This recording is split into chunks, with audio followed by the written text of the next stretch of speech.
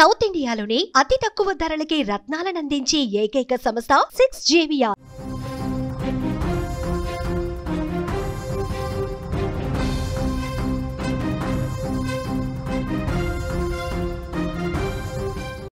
కుకట్పల్లి హత్య కేసులో కొత్త కోణాలు వెలుగులోకి వస్తున్నాయి. పని మనిషి చేతిలో యజమానురాలు హత్యకు గురైనట్టుగా అనుమానం వ్యక్తమైంది. ప్రెషర్ కుక్కర్, కత్తెరతో పాశవికంగా దాడి చేసి చంపారు. హత్య అనంతరం స్నానం చేసి పరారైపోయారు. ఇంట్లో బాత్రూంలో రక్తపు మరకలు కనిపిస్తున్నాయి. సీసీ కెమెరాలో అనుమానితుల దృశ్యాలు కూడా కనిపిస్తున్నాయి. మృతురాలి స్కూటీ మీదే వాళ్ళు పారిపోయినట్టుగా అనుమానిస్తూ ఉన్నారు పోలీసులు. నిన్న రాత్రి కూకట్పల్లిలో జరిగిన దారుణ హత్యకు సంబంధించి, మహిళ దారుణంగా హత్యకు గురైన కేసుకు సంబంధించి నగర ప్రజలను ఉలిక్కిపడే విధంగా ఈ కేసులో కొత్త కోణాలు బయటకు వస్తున్నాయి. స్వాన్ లేక్ గేటెడ్ కమ్యూనిటీలో నివసించే ఒక మహిళను ఇంట్లో పనికి పెట్టుకున్న యువకులే అత్యంత దారుణంగా పాశవికంగా చంపినట్టుగా పోలీసులు అనుమానిస్తున్నారు. రాత్రి కూకట్పల్లిలో నిశ్శబ్దంగా ఉండే స్వాన్ లేక్ గేటెడ్ కమ్యూనిటీలో దారుణ హత్యకు సంబంధించిన వివరాలు ఇవి. రేణు అగర్వాల్ అనే 50 ఏళ్ల మహిళను దుండగులు చాలా క్రూరంగా చంపేశారు. ఆమె కాళ్ళు చేతులు కట్టేసి కత్తులు సిజర్స్తో పొడిచి చంపినట్టుగా ఆనవాళ్లు కనిపిస్తున్నాయి. ముందుగా ప్రెషర్ కుక్కర్తో తల మీద బాదారు, తల మీద గట్టిగా కొట్టారు. ఆమె ఒక్కసారిగా అంత బలమైనటువంటి గాయానికి కుప్పకూలి కింద పడింది. ఈ ఘటనలో 10 రోజుల క్రితం ఇంట్లో పనిచేరిన హర్ష అనే యువకుడే ప్రధాన నిందితుడిగా పోలీసులు అనుమానించారు. పోలీసులు మీడియాతో కూడా మాట్లాడారు. పనిలోకి చేరాడు హర్ష అనే వ్యక్తి, తర్వాత పై ఫ్లాట్లో ఉంటాడు రోషన్ అనే వ్యక్తి.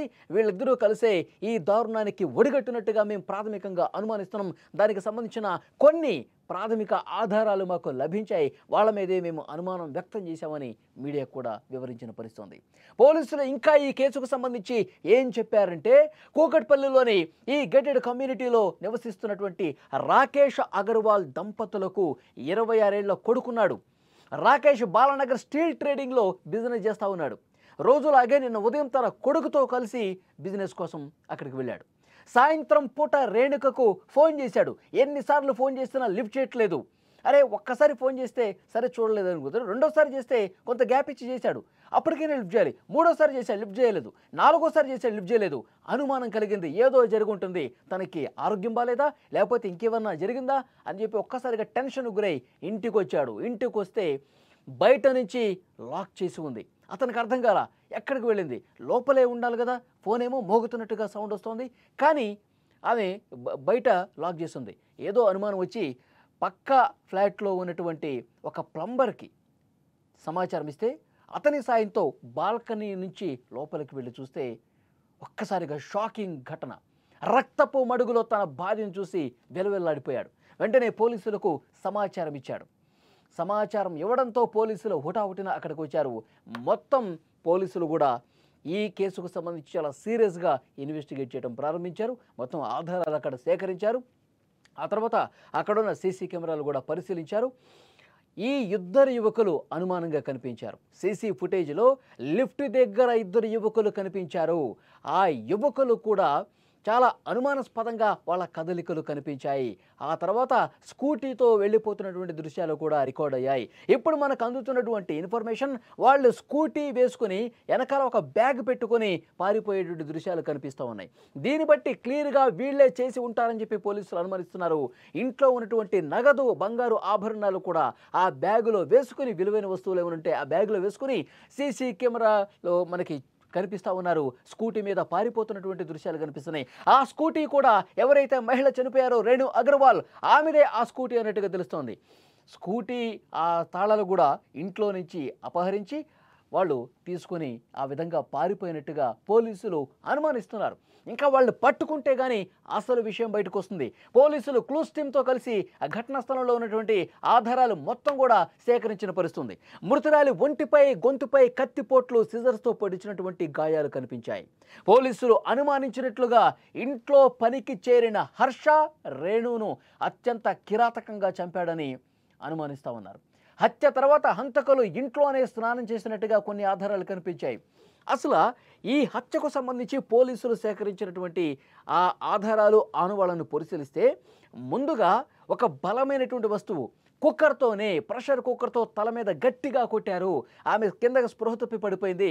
వెనకాల వీపు మీద ఒకడు కూర్చొని జుట్టు పట్టుకుని తల ఇట్లా పైకి లాగి గొంతు మీద కత్తితో పొడిచారు. సిజర్తో 2 కత్తులు ఒక సిజర్ సాయంతో ఇంత దారుణంగా గొంతు మీద కత్తిపొట్లు కనిపిస్తూ ఉన్నాయి. బాడీ మీద చాలా చోట్ల కత్తిపొట్లు కనిపిస్తున్నాయి. కాళ్ళు చేతులు కట్టేశారు. కాళ్ళు చేతులు కట్టేసి వీపు మీద కూర్చొని ఇంత దారుణంగా చంపినట్టుగా పోలీసులు మొత్తం అక్కడ ఘటనా స్థలాన్ని పరిశీలించిన తర్వాత ఆ డెడ్ బాడీ ఉన్నటువంటి పరిస్థితిని చూసిన తర్వాత ఆ రక్తపు మడుగులో ఆ దృశ్యం చూసిన తర్వాత పోలీసులు ఒక అంచనాకు వచ్చారు. ఈ విధంగా చంపి ఉంటారు అని చెప్పి అనుమానం వ్యక్తమవుతోంది. ఆ తర్వాత తమకు రక్తపు మరకలు అంటుకున్నాయి కాబట్టి తమ చేతులకి అక్కడక్కడ శరీర భాగాలకి తమకు కూడా ఆ రక్తం అంటుకుందన్న ఉద్దేశంతో బయటికి ఈ విధంగా వెళ్ళలేమన్న ఉద్దేశంతో ఆ ఇంట్లో ఉన్నటువంటి బాత్రూంలోనే వాళ్ళు స్నానం చేసి మళ్ళీ తమ దుస్తులు తాము ధరించుకుని అక్కడి నుంచి వెళ్ళిపోయినట్టుగా పోలీసులు అనుమానిస్తున్నారు. ఎందుకంటే బాత్రూంలో ఆ రక్తపు మరకలకు సంబంధించిన ఆ వాటర్ను కూడా గమనించారు. రక్తపు మరకలకు సంబంధించిన ఆనవాళ్ళు ఆ బాత్రూంలో కూడా ఉన్నాయంటే వీళ్ళు ఇక్కడ స్నానం చేసి మొత్తం క్లీన్ చేసుకుని వీళ్ళు లిఫ్ట్ గుండా కిందకి దిగి స్కూటీ వేసుకుని పారిపోయారు. విజువల్స్లో మీరు చూస్తూ ఉన్నారు. మొత్తం తుడుచుకుంటా ఉన్నారు చూడండి. అతను మొత్తం ఇక్కడ మెడ భాగంలో మొత్తం క్లీన్ చేసుకుంటూ ఉన్నాడు. ఏమైనా కనిపిస్తున్నాయా మరకలు? ఏమైనా ఇక్కడ ఎవరైనా గుర్తుపట్టే విధంగా ఏమైనా కనిపిస్తుందా? మనం అంతా క్లీన్ చేసుకున్నామా? ఒకసారి ఇటువైపు చూడు అన్నట్లుగా వాళ్ళు మాట్లాడుకుంటున్నట్టుగా లిఫ్ట్ దగ్గర ఉన్నటువంటి విజువల్ని బట్టి అర్థమవుతుంది. ఇక్కడ ఈ విజువల్ చూసిన తర్వాత పోలీసులు వాళ్ళకి ఆ నమ్మకం పెరిగింది. వీళ్ళే చేసి ఉంటారన్న అనుమానం పెరగటానికి వీళ్ళ విధంగా అనుమానాస్పదంగా కనిపించడం, వీళ్ళ కదలికలు ఈ విధంగా ఉంటాన్ని చూసి పోలీసులు వీళ్ళే అని చెప్పి అనుమానపడ్డారు. తర్వాత స్కూటీ కూడా అపహరించుకుని వాళ్ళు వెనకాల బ్యాగ్ వేసుకుని పోతున్నటువంటి దృశ్యం కూడా ఇక్కడ చాలా స్పష్టంగా మనకు కనిపిస్తుంది. ఆ గేటెడ్ కమ్యూనిటీ సీసీ కెమెరాలు అన్నీ పరిశీలించారు. ఇక్కడ అడుగులు కూడా కనిపిస్తున్నాయి మీరు చూడండి. అక్కడ హత్య జరిగినటువంటి ఆ సంఘటన స్థలంలో రక్తపు మడుగులో రేణు అగర్వాల్ పడి ఉంది. ఆ పాద ముద్రలు కూడా ఇక్కడ మనకు కనిపిస్తున్నాయి. దీన్ని కూడా వాళ్ళు ఆధారాలుగా సేకరించారు. మొత్తం అక్కడ హత్య జరిగిన ప్రాంతంలో ఉన్నటువంటి అన్ని ఆనవాళ్లను ఆధారాలను నోట్ చేసుకున్నారు పోలీసులు. చాలా సీరియస్గా ఈ కేసుని తీసుకుని వాళ్ళు ఇన్వెస్టిగేట్ చేస్తున్న పరిస్థితి. ఎవరైతే పారిపోయారో వెనకాల బ్యాగ్ వేసుకుని స్కూటీ వేసుకుని పారిపోయారో వాళ్ళు ఇంకా దొరకలేదు. వాళ్ళ కోసం వెతుకుతూ ఉన్నారు. మొత్తం 4-5 పోలీసు బృందాలు వాళ్ళ కోసం గాలిస్తూ ఉన్నాయి. పోలీసులు అక్కడ ఆ గేటెడ్ కమ్యూనిటీలో ఉన్న వాళ్ళకి కావచ్చు, మొత్తం హైదరాబాద్ వాసులు కూడా ఒక సూచన చేస్తూ ఉన్నారు. మీకు తెలియని వ్యక్తులు మీరు పనిలో పెట్టుకుంటే వాళ్ళ గురించి ఎలాంటి సమాచారం సేకరించకుండా, వాళ్ళు గత చరిత్ర ఏ విధంగా ఉందో కనీసం ఇన్ఫర్మేషన్ లేకుండా, వాళ్ళు ఎవరితో వచ్చారు, వాళ్ళు మంచోళ్ళ కాదా, వాళ్ళ హిస్టరీ ఏంటి, ఇవన్నీ చెక్ చేసుకోకుండా ముక్కు మొహం తెలియని వాళ్ళని పనిలో పెట్టుకుంటే, మీ ఇంటి అవసరాల కోసం వాళ్ళతో పని చేయించుకోవడానికి రోజుల తరబడి ఉంచుకుంటే ఇలాంటి పరిణామాలే ఉంటాయి. తస్మాత్ జాగ్రత్త అని చెప్పి హెచ్చరిస్తున్న పరిస్థితి. ఆ కమ్యూనిటీలో ఉన్నటువంటి వాళ్ళు, మిగతా కుటుంబాలు కూడా ఒక్కసారిగా షాక్కి గురైపోయాయి. చాలా బాధతో వాళ్ళందరూ కూడా మాట్లాడుతున్న పరిస్థితి. ఒక్కసారి ఆ విజువల్ చూస్తే, ఇంట్లో ఉన్నటువంటి విజువల్స్, పెద్ద సంఖ్యలో ఆ కమ్యూనిటీలో ఉన్న కుటుంబాలందరూ కూడా షాక్ అయిపోయి వచ్చారు.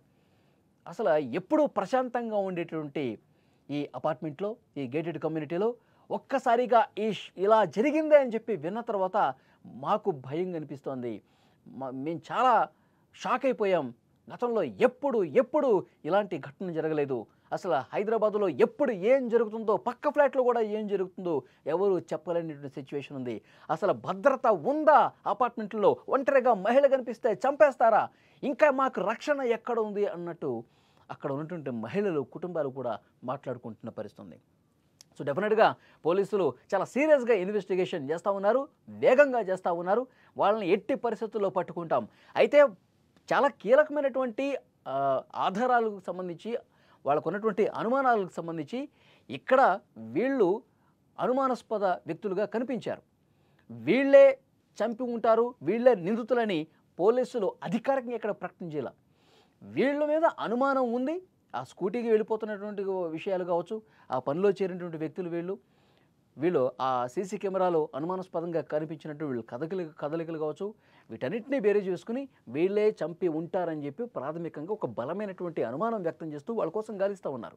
సో వాళ్ళు వచ్చిన తర్వాత, అలాగే ఈ పోస్ట్మార్టం రిపోర్ట్ వచ్చిన తర్వాత పూర్తి స్థాయిలో మా ఇన్వెస్టిగేషన్ పూర్తయి ఫలానా వ్యక్తులు చంపారు అని చెప్పి బలంగా అనుకున్నాక మళ్ళీ మీడియాతో ఈ విషయాన్ని కూడా చెప్తా ఉన్నారు. సో డెఫినెట్గా ఇన్వెస్టిగేషన్ అయితే చాలా సీరియస్గా జరుగుతుంది. రేణు అగర్వాల్ కుటుంబ సభ్యులు కన్నీళ్లు పెట్టుకుంటూ రోధిస్తూ ఉన్నారు.